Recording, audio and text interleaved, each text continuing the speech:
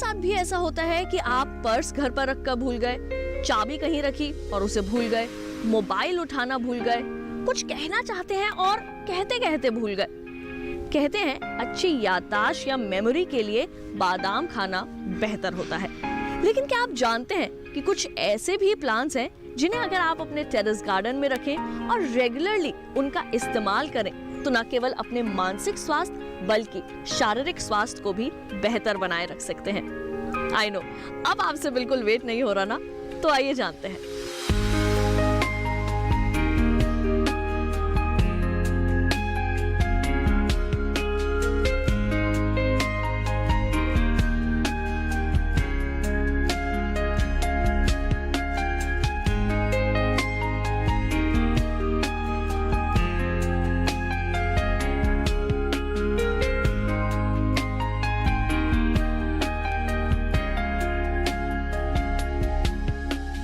आयुर्वेद की परंपरा बहुत समृद्धशाली परंपरा है। हमारे ऋषियों ने हजारों हजारों वर्ष तक अनुसंधान करके मनुष्य मात्र के कल्याण के लिए बहुत सारे वनस्पतियों के बहुत सारे गुणों का वर्णन किया। और आज भी जो हमारी मॉडर्न मेडिकल साइंस है, जिसको आधुनिक चिकित्सा विज्ञान कहते हैं, वो विज्ञान भी उन परंपराओं के अंदर के गुणों को तलाशने के लिए अभी तक पूरी तरह से सक्षम नहीं हो पाया है। कई चीज़ों में तो कई गुण खोजे जा चुके हैं, कई गुण अभी खोजना बाकी है। यानी कि उस समय पर आप कल्पना कर सकते हैं कि हमारी जो ये विधा है कितनी समृद्धशाली थी, या हमारे ऋषि लोग कितने गहरे ज्ञान वाले थे, हम इसकी कल्पना नहीं कर सकते हैं। तो उन अद्भुत पौधों में ये बहुत सारे पौधे ऐसे हैं आज के ज़माने में, क्योंकि इतनी खाली जगह नहीं रही है, बहुत सारे शहरों में कहीं थोड़ी सी भी जगह नहीं है, तो कई लोगों की इच्छा होती है कि काश हमको भी कुछ ऐसा घर में औषधीय पौधों को हम रख पाते, या हम औषधीय पौधों को लगा सकते हैं क्या।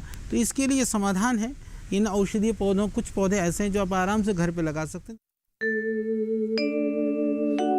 शतावरी, क्योंकि एस्पारेगस ये जो है बहुत ही प्रसिद्ध पौधा है, ये दुनिया में बहुत सारी जगहों पर, इवन विदेश में तो इसकी कई प्रजातियां ऐसी होती हैं जो उसकी जो नई कोपलें निकलती हैं तो उसकी सब्ज़ी बना करके खाई जाती हैं।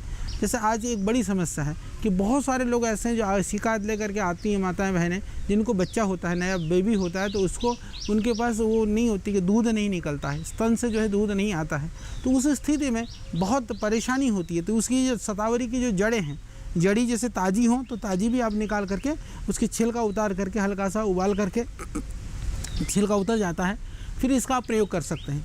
इसके अतिरिक्त जो है सूखी जड़ें भी बाज़ार में मिल जाती हैं, अच्छी जड़ें मिल जाए ला करके पाउडर करें, नहीं तो शतावरी पाउडर मिलता है। तो जो शतावरी पाउडर है, यदि उसको प्रतिदिन एक एक चम्मच सुबह शाम यदि ऐसी बहनों को, ऐसी माताओं को खिला दिया जाए जिनका बच्चा हुआ है और अभी दूध नहीं निकल पा रहा है, तो उनके लिए ये बहुत ही लाभकारी है, उससे दूध की वृद्धि होती है। ये दुग्ध कारक कहा गया है आयुर्वेद में, और हमने देखा कि वास्तव में बहुत ही लाभकारी है। इतना ही नहीं, दुग्ध वृद्धि के साथ में ये कमजोरी का निवारक है। किसी भी तरह की कोई भी कमजोरी हो, आजकल जहाँ भी जाओ लोग कहीं न कहीं ताकत की दवाई और कमजोरी दूर करने के उपाय ढूंढते फिरते हैं, तो उसके बाद कई बार गलत जगह पर भी पहुंच जाते हैं आदमी, गलत औषधियों के सेवन शुरू कर देते हैं, उससे जाकर के शरीर में कई तरह की हानियां होने की संभावना भी रहती है। परंतु यह जो शतावर है एक ऐसा अद्भुत पौधा है कि यह निरापद है पौष्टिकता प्रदान करने के साथ में, और दोनों लोग यानी कि स्त्री और पुरुष समान रूप से पौष्टिकता के लिए शतावर का सेवन कर सकते हैं। यानी इसकी जड़ को पाउडर बना करके लगभग 3 से 5 ग्राम एक बार की मात्रा है, 3 से 5 ग्राम को हम इसको एक साथ सुबह शाम दूध के साथ ले सकते हैं। तो किसी भी तरह की, किसी को कमजोरी है, धातु क्षीणता है, प्रमेह की बीमारी है, यानी कि सेक्सुअल जो जितना भी जो डिसऑर्डर्स हैं, जो भी प्रॉब्लम्स हैं, जो भी धातुगत जो नपुंसकता से लेकर के नामर्दी तक, सब चीज़ के लिए शतावर इकलौती ऐसी औषधि है कि जो अपने आप में अद्भुत है, अभूतपूर्व है।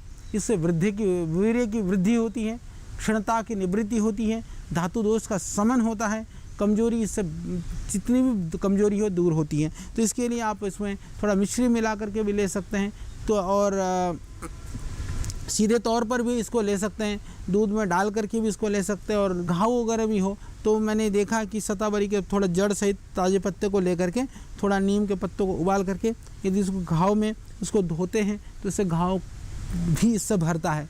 और सूखी खांसी में भी, हालांकि जो सूखी खांसी होती है तो गले में बड़ी कई बार दर्द की स्थिति रहती है। उन स्थितियों में जो खांसी की दवाई होती है, यदि उसमें थोड़ा शतावरी पाउडर को मिला करके, शहद मिला करके चाट लें। आयुर्वेद में भी हालांकि इसका प्रयोग लोग थोड़ा कम करते हैं, परंतु ये बहुत अद्भुत है। जैसे सूखी खांसी कई बीमारी से नहीं जा रही, जैसे त्रिकटु है या सीतोपलादी चूर्ण है, या आप काली मिर्ची या लौंग पीस करके भी यदि इसमें थोड़ा सा शतावर पाउडर मिला दें, पाउडर मिला करके यदि आप उसको शहद से चाट लेते हैं या गर्म पानी से भी ले लेते हैं, तो सूखी खांसी में ये तुरंत लाभकारी है। कई बार क्या होता है कि बहुत सारे लोगों को बहुत एक अवसाद की स्थिति रहती है, मस्तिष्क की नसें जो खींचती रहती हैं, फटने को होती हैं, उस समय पर भी रात को यदि दूध से 1 चम्मच शतावरी ले लें तो आराम से नींद आ सकती है। तो तनाव से जो नींद वगैरह नहीं आती है, या जिसको नर्वस सिस्टम की प्रॉब्लम है, नसों में जैसे कमजोरी है, क्षीणता है, या जैसे क्रैम्प्स आती हैं, बाएंटें जो नसें खींचती हैं, उसमें भी शतावर और शतावर के साथ में अश्वगंधा मिला करके यदि आप 1-1 चम्मच पाउडर लेते हैं तो उसमें भी इससे पूरा लाभ होता है। तो इस तरह से ये शतावर घर में रख करके आप देखने में भी ये बहुत सुंदर पौधा है। इसकी खासियत ये है, आप देखेंगे इसमें छोटे छोटे कांटे होते हैं, पर ये अच्छी सी इसकी लड़ियाँ जो है बड़ी सुंदर सी लगती है, बड़ा अच्छा सा लगता है। तो देखने में भी सुंदर है, ये लाभकारी भी है, गुणकारी भी है। तो इसको घर में लगाइए, सुंदरता के साथ साथ औषधीय गुणों से लाभ उठाइए। ये बहुत ही लाभकारी है, बहुत प्रभावशाली है।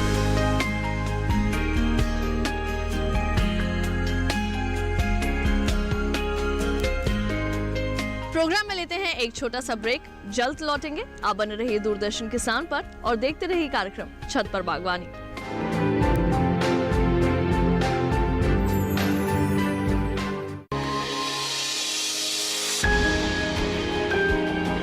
सहेजें कण कण को, सुंदर दे रूप रंग आकार, स्वस्थ जीवन रहे जमीन पर, इंद्रधनुष हो साकार। देखिए प्रकृति की ओर, गुरुवार सुबह 9:30 पर।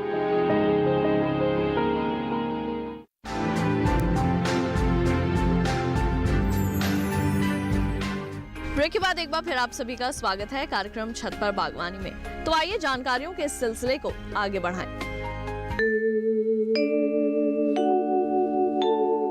मेरे सामने जो आप पौधे देख रहे हैं, ये दोनों पौधे आयुर्वेद की दुनिया के बड़े महत्वपूर्ण पौधे हैं। और इसमें घर में यदि थोड़ा पानी देते रहें आप, तो गमले में इसको लगा सकते हैं। और ये क्योंकि 12 महीना हरा भरा रहता है, तो इसके पत्तियों से आप लाभ उठा सकते हैं। इसके सेवन के लिए भी ज़्यादा पत्तियां नहीं चाहिए, 3-4 पत्तियां चाहिए। तो ये दोनों पौधे, कई बार इस दोनों को नामों को लेकर के बड़ा भ्रम सा रहता है, पर शक्ल देख लेंगे तो नाम भी पता चल जाएगा। ब्राह्मी के नाम से हालांकि ये वाला पौधा ज़्यादा प्रयोग होता है, तो इसको हम मंडूक पर्णी कहते हैं उसे। तो ये मंडूक पर्णी जो है, जो इसका जो है सेंटेला एशियाटिका जो है, ये सेंटेला का जो पौधा है, इसको ज़्यादा लोग ब्राह्मी कहते हैं। ये ब्राह्मी नहीं, वस्तुतः यह मंडूक पर्णी है। इसके आप देख रहे हैं कि इसकी जो पत्तियां हैं वो कुछ मेंढक के आकृति की हैं। तो ये मंडूक पर्णी को ब्राह्मी के नाम से जाना जाता है। ये जो बेकोपा का पौधा है, इसको आप देखेंगे तो ये इसको जल नीम भी कहा जाता है। ये थोड़ी कड़वी ज़्यादा होती है इसकी तुलना में, तो ज़्यादातर जो पानी वाला एरिया होता है उसमें ये मिलता है। परंतु गुणों की दृष्टि से देखें तो दोनों ही बहुत लाभकारी हैं। दोनों को ही हम बुद्धिवर्धक मानते हैं। दोनों ही मस्तिष्कीय रोगों में, दोनों ही स्मृति भ्रंश के रोगों में लगभग समान गुणों से परिपूर्ण हैं। तो जो भी उपलब्ध हो ये आप प्रयोग कर सकते हैं। और खासियत ये है कि दोनों को आप गमलों में लगा सकते हैं, घर में लगा सकते हैं। यदि इस ब्राह्मी के 3-4-5 पत्तियों को तोड़ करके सुबह थोड़ा 4-5 बादाम, उसको रात को भिगो दें, सुबह सिलबट्टे पर पीस करके या मिक्सी में भी अच्छी तरह से, थोड़ी सी कड़वाहट होती है, थोड़ी मिश्री मिला दें, सुबह प्रतिदिन बच्चों को देना शुरू करें। तो इससे सबसे बड़ी बात है क्या है कि जो मेमोरी के लिए, याददाश्त के लिए, एकाग्रता के लिए भी, कई बार क्या होता है कि याददाश्त तो कमज़ोर होती है, पर एकाग्रता भी बड़ी महत्वपूर्ण चीज़ है। तो हमारी एकाग्रता के लिए भी यह बहुत ही महत्वपूर्ण है। तो उस स्थिति में सुबह 4-5 बादाम और 3-4 पत्तियाँ मंडूक पर्णी, और ये वाली में इसकी पत्ती छोटी है तो इस थोड़ी सी डंठल, ये करीबन 1-1.5 ग्राम इसकी ये डंठल को तोड़ करके, तो दोनों में से जो भी उपलब्ध हो यह बुद्धि को बढ़ाने के लिए सेवन कर सकते हैं। ये अनिद्रा के लिए ये बहुत ही लाभकारी है। जिनको कम नींद आती है, रात को घबराहट होती है, दहशत होकर के आंखें खुल जाती हैं, उन सब स्थितियों में भी ये बहुत ही लाभकारी है। आप इसको जैसे मैंने कहा कि ताज़ी पत्तियों को तो 4-5 पत्तियाँ सुबह शाम आप घोट करके उसको पी सकते हैं। और ताज़ी पत्ती ना मिले, पंसारी के यहाँ से सूखी पत्ती 10-15 पत्तियों को ले करके उसको पीस करके भी ले सकते हैं। हो सके तो हम लोग ताज़ी पत्तियों का ही प्रयोग करें तो बहुत ही बेहतरीन है ब्राह्मी के लिए। और ये आवाज़ के लिए भी, यदि मिश्री के साथ में और काली मिर्च के साथ में 2-3 पत्तियों को चबा लें मुँह में डाल करके, तो इससे काली मिर्च, मिश्री और ये जो मंडूक पर्णी है या ब्राह्मी है उसकी पत्तियों को चबाने से भी गले का जो स्वर है, आवाज़ है, वो बहुत सुंदर हो जाता है। और गले के लिए जैसे इन जो बार जो इन्फेक्शन होता है उस इन्फेक्शन में भी उससे काफ़ी हेल्प मिलता है। और जिन लोगों को पेट में दर्द हो या कई बार अचानक पेट में दर्द या भारीपन होता रहता है, उस स्थिति में भी मंडूक पर्णी की पत्तियों को यदि आप और कुछ भी ना मिले, ये 5-7 पत्तियों को मुंह में डाल करके चबाना शुरू कर दें तो आप देखेंगे कि इससे तुरंत पेट के दर्द में भी तत्काल रिलीफ इससे मिल जाता है। और जिन लोगों का आजकल क्योंकि हाइपरटेंशन की बीमारी बहुत ज़्यादा है, जिनको हाई बीपी वगैरह है, उनके लिए भी यदि आप 5-7 पत्तियाँ 10-15 पत्ती तक भी ले सकते हैं। यानी कि हम 5-7 पत्ती से लेकर के 3-4 ग्राम तक भी, बहुत ज़्यादा लेने से क्या रहता है कि जैसे एक निद्रा सी या बेचैनी सी थोड़ी हो जाती है, इसलिए बहुत ज़्यादा भी नहीं लेनी चाहिए ब्राह्मी को। तो अब 3-4 ग्राम तक ताज़ी ब्राह्मी आप ले सकते हैं कूट करके। तो उसको लेने से जिनको हाई बीपी है, हाइपरटेंशन है, उनके लिए भी ये बहुत लाभकारी है।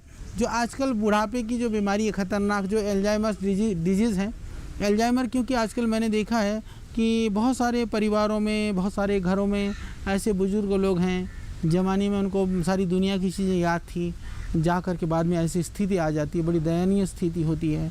उनको वस्त्र पहनना तक भी याद नहीं रहता है, भोजन किया कि नहीं किया उनको नहीं पता होता है, तो बड़ी दयनीय स्थिति होती है जब ऐसे। तो उस स्थिति को रोकने के लिए भी कि यदि हम पहले से यदि ब्राह्मी का सेवन, जैसे मैंने कहा कि सबसे अच्छा प्रयोग है ब्राह्मी का बादाम के साथ में या 1-2 काली मिर्च के साथ में, या इसको कूट करके हम उसको दूध के साथ हम ले लेते हैं, तो ये लाभकारी है। तो यदि ऐसा हम करते हैं तो जो अल्जाइमर डिजीज़ हैं, जितने भी जो स्मृति भ्रंश जिसको कहा जाता है, जो विस्मृति वाले जो रोग हैं, उसके लिए भी ये बहुत ही लाभकारी है।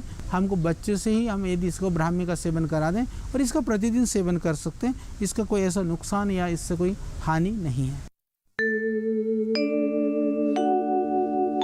जैसा कि आचार्य जी ने बताया कि आजकल की जो माताएं हैं वो अपने बच्चों के बुद्धि विकास, बुद्धि कौशल को लेकर के बहुत चिंता में रहती हैं। सामान्यतया 2 तरह की औषधियों का प्रयोग मुख्य रूप से आयुर्वेद में बुद्धिवर्धक के रूप में किया जाता है, या जिनके प्रयोग से बुद्धि बढ़ती है ऐसा माना जाता है। ऐसा माना ही नहीं जाता बल्कि ये स्वतः सिद्ध है। जैसे कि उनमें से एक जो प्रसिद्ध औषधि वो है मंडूक पर्णी, और जो दूसरी औषधि है वो है ब्राह्मी। सामान्यतः इन दोनों के विषय में आपस में लोगों को बहुत मतभेद है, परंतु ये जो औषधि है इसको मंडूक पर्णी बोलते हैं और इसको ब्राह्मी बोलते हैं। इन दोनों औषधियों का प्रयोग बुद्धि बढ़ाने के लिए किया जाता है। अब बात होती है इनके प्रयोग की। सामान्यतया इनका जो प्रयोग है वो ताज़ी अवस्था में करना चाहिए। इन औषधियों का क्वाथ नहीं बनाना चाहिए या इन औषधियों को सिरप के रूप में प्रयोग नहीं करना चाहिए। इन औषधियों के प्रयोग के लिए आयुर्वेद के शास्त्रों में कहा गया है कि जैसे ये मंडूक पर्णी है, इसका प्रयोग ऐसा कर सकते हैं जैसे अगर मंडूक पर्णी आपने अपने आसपास लगा रखी है या आपके पास उपलब्ध है तो सामान्यतः इसकी 2 से 3 पत्तियां प्रतिदिन चबा करके खाई जा सकती हैं। अगर आप ऐसा नहीं कर सकते हैं तो इसकी 5 से 10 पत्तियों को लें, 5 से 10 पत्तियों को ले करके और इसको अच्छी तरह से पीसने के लिए आप या तो खरल का प्रयोग कर सकते हैं या फिर किसी अन्य साधन से आप इसको अच्छी तरह से पीस सकते हैं। और पीसने के बाद इसका जो कल्क बनता है पेस्ट के रूप में, तो पेस्ट बना करके फिर इसका प्रयोग कर सकते हैं। लेकिन थोड़ा सा इसका टेस्ट कड़वा होता है, तो जो लोग इसको कड़वे टेस्ट की वजह से प्रयोग नहीं कर सकते हैं वो लोग इसमें थोड़ा सा शहद मिला लें। पर शहद मिलाते समय एक बात का ध्यान रखना चाहिए कि ऐसे लोग जिनको डायबिटीज़ है वो शहद मिला करके इसका प्रयोग ना करें। तो वस्तुतः ये दोनों औषधियाँ ताज़ी अवस्था में ही प्रयोग करनी चाहिए और ताज़ी अवस्था में प्रयोग करने से इनके बहुत ही उत्तम परिणाम मिलते हैं। इसका जो प्रयोग है वो पेस्ट के रूप में निरापद रूप से किया जा सकता है और इसका जो प्रयोग है, इसके प्रयोग से निश्चित रूप से स्मृति और बुद्धि का विकास होता है।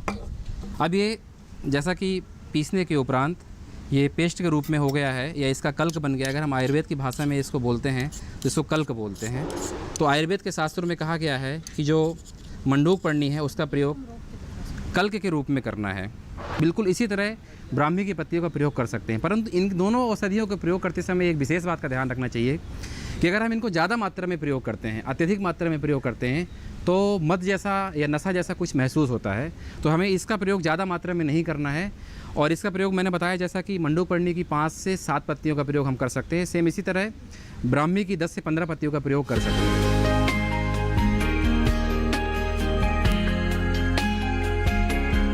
प्रोग्राम में लेते हैं एक और छोटा सा ब्रेक। आप कहीं मत जाइए, बने रहिए दूरदर्शन किसान पर और देखते रहिए कार्यक्रम छत पर बागवानी।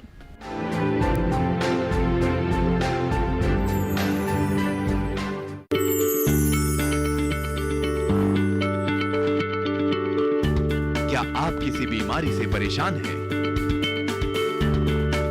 चाहते हैं डॉक्टर की सलाह? तो हम हैं आपके साथ, बताएंगे आपको जीने की राह। समस्याएं आपकी, समाधान देश के मशहूर विशेषज्ञों के। घर बैठे बात करें देश के जाने माने डॉक्टरों से। हमारे लाइव प्रोग्राम स्वस्थ किसान में हर शनिवार शाम 6 बजे से 7 बजे तक।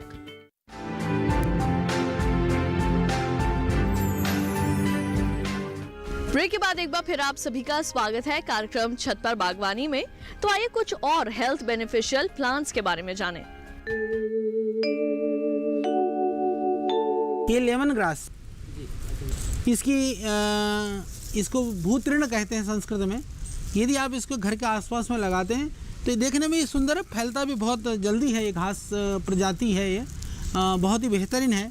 इससे मच्छर मक्खियाँ भी घर के आसपास कम आती हैं और इससे खुशबू भी आती है भीनी भीनी। यदि ऐसे इस पत्ते को थोड़ा मसल करके आप सूंघेंगे तो बड़ी अच्छी सी खुशबू आती है। और जितने भी जो कॉस्मेटिक हैं,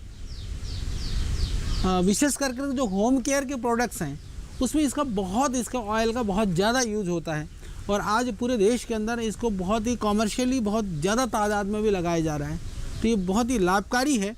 तो घर में भी, गमलों में भी देखने में भी बहुत सुंदर लगता है। इसको लगा करके आप रखिए। और इसके अलावा इसके प्रयोग में ये सर्दी जुकाम कफ के लिए बहुत लाभकारी है। जिनको सर्दी जुकाम हो तो थोड़ा सा इसको आप उबाल करके इसकी स्टीम भी ले सकते हैं।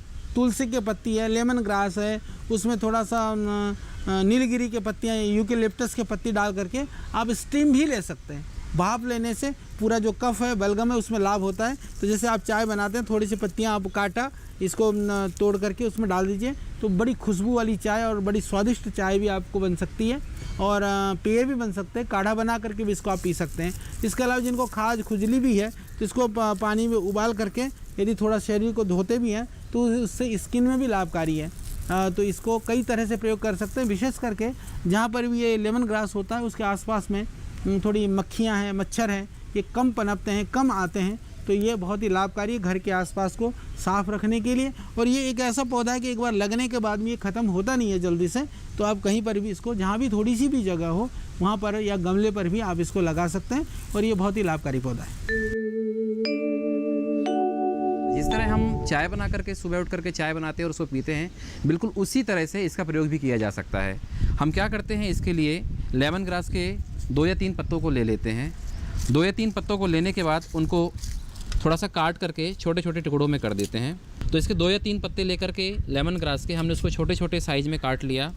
और हम इसको अब एक बाउल में डाल करके, एक बर्तन में डाल करके इसको पकाने के लिए रख देते हैं। लेमन ग्रास के साथ में तुलसी के 8 से 10 पत्ते भी इसमें मिला देते हैं। और इसके साथ में ये जो काली मिर्च है, 6 या 7 काली मिर्च मिला करके और इसको अच्छी तरह से पकाते हैं। इसके प्रयोग से जो बुखार वगैरह आदि बीमारियां होती हैं, सर्दी खांसी हो जाती है, या सुबह सुबह जो चाय पीने की हैबिट है वो ख़त्म हो जाती है।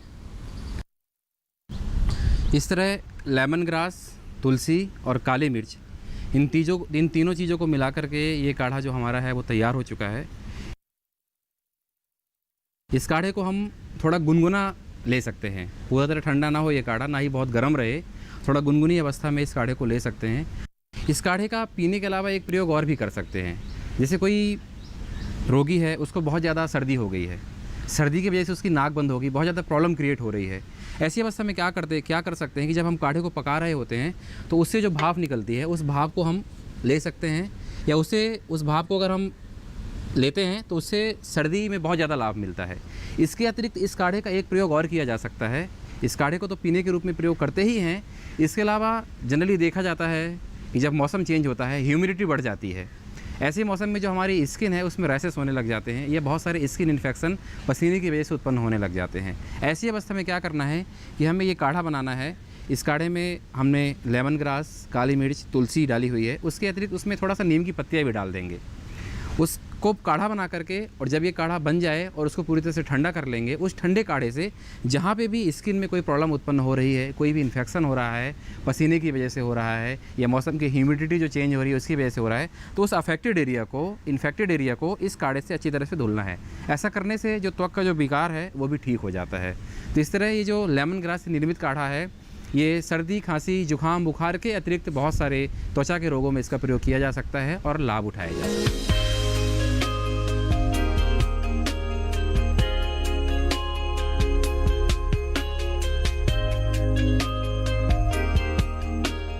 यूँ तो बहुत से ऐसे पौधे हैं जो अगर हमारे टेरेस गार्डन में हो तो हमारी मेंटल और फिजिकल हेल्थ दोनों को फिट रख सकते हैं। कुछ ऐसे ही पौधे और उनके हेल्थ बेनिफिट्स के बारे में हमने जाना। कार्यक्रम छत पर बागवानी के इस अंक में केवल इतना ही, लेकिन अगले अंक में फिर होगी आपसे मुलाकात कुछ और टेरेस गार्डन फैक्ट्स के साथ। तब तक के लिए हमारी पूरी टीम को दीजिए इजाजत। नमस्कार।